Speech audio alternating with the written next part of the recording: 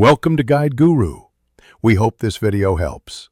Gather materials first. A 3/16-inch mild steel rod cut to 3 inches, a 2 lb hammer, a hardy punch or nail header, a propane torch, vise, files, and sandpaper. Set up outdoors or in a ventilated workshop and place a fireproof steel bucket filled with water nearby. Put on leather gloves, safety glasses, and a welding apron.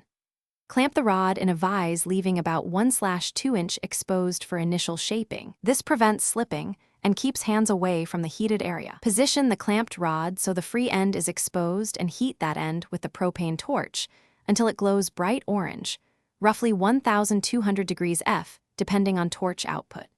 Tap the heated end with 6 to 8 light hammer blows, moving toward the tip to draw a tapered point roughly 1/4 to 1/8 inch across at the very end. Rotate the rod in the vise and reheat every 20 to 30 seconds as needed. Avoid overstriking cold steel, which can cause bending or cracking.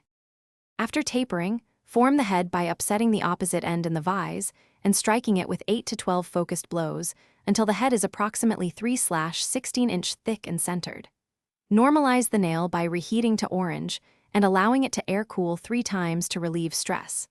Then quench the pointed tip in water for a harder point if desired.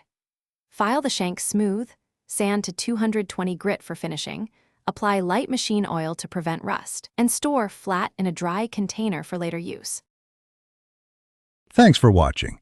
Consider subscribing if we helped you today.